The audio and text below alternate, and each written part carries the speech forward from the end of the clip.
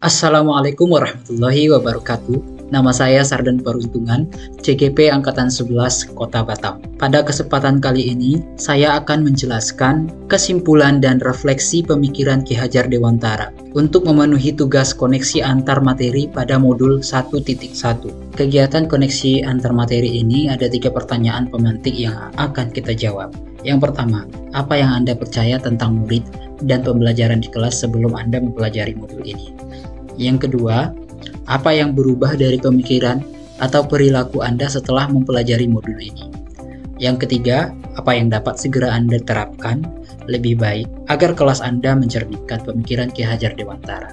Pertama-tama kita ingat kembali bahwa Ki Hajar Dewantara membedakan antara kata pengajaran dan pendidikan dalam memahami arti dan tujuan pendidikan. Pendidikan itu merupakan bagian dari pengajaran. Pengajaran merupakan proses pendidikan dalam memberi ilmu atau berfaedah untuk kecakapan anak, baik lahir maupun batin. Sedangkan pendidikan adalah menuntun segala kekuatan kodrat yang ada pada anak-anak, agar mereka dapat mencapai keselamatan dan kebahagiaan yang setinggi-tingginya, baik sebagai manusia maupun anggota masyarakat. Pendidikan juga diartikan sebagai tempat persemaian benih-benih kebudayaan dalam masyarakat dan merupakan kunci utama untuk menciptakan atau memperkuat lakunya. Pendidikan itu hanya dapat menuntun tumbuh atau hidupnya kekuatan kodrat yang ada pada anak-anak. Dengan melalui pendidikan, diharapkan manusia memiliki rasa merdeka. Manusia merdeka adalah manusia yang hidupnya lahir atau batin tidak tergantung kepada orang lain, akan tetapi bersandar atas kekuatannya sendiri.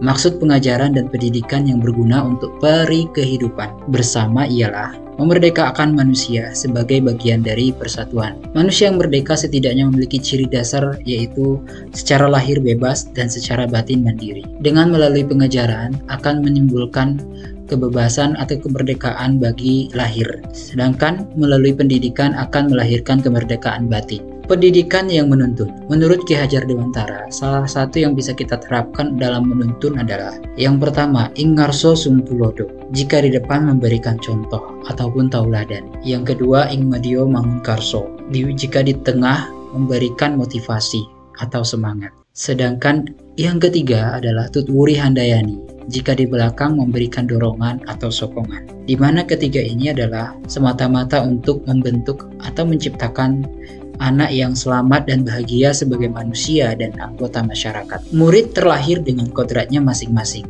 Sebagai pendidik hanya bisa menuntun agar kodrat dan kekuatan pada anak dapat tumbuh dengan baik.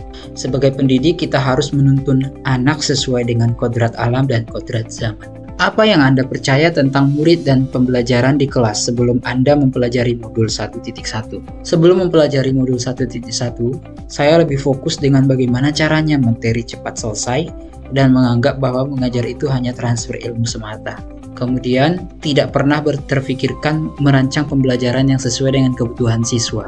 Rancangan pembelajarannya selalu menganggap semua murid sama. Mementingkan bagaimana caranya murid harus tuntas dan mencapai KKM. Pembelajaran yang sering saya laksanakan adalah teacher center atau hanya berpusat pada guru. Biasanya saya lakukan melalui ceramah. Dan saya tidak pernah mengaitkan pembelajaran sesuai dengan kekuatan sosiokultural tempat anak tinggal.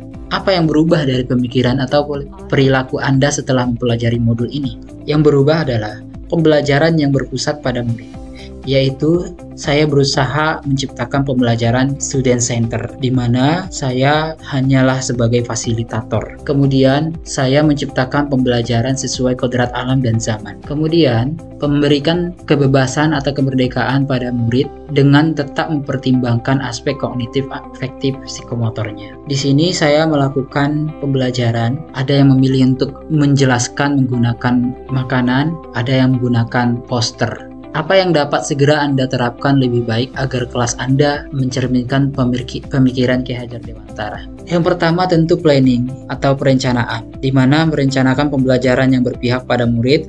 Untuk itu perlu membuat perencanaan pembelajaran yang baik.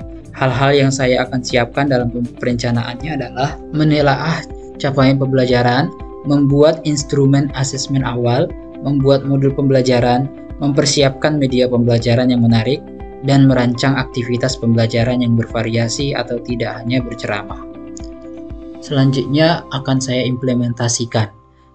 yaitu menerapkan metode atau model dan media pembelajaran sesuai dengan hasil asesmen awal dan kesiapan murid. Yang selanjutnya menerapkan pembelajaran student center, menerapkan pembelajaran yang menuntun bukan menuntut.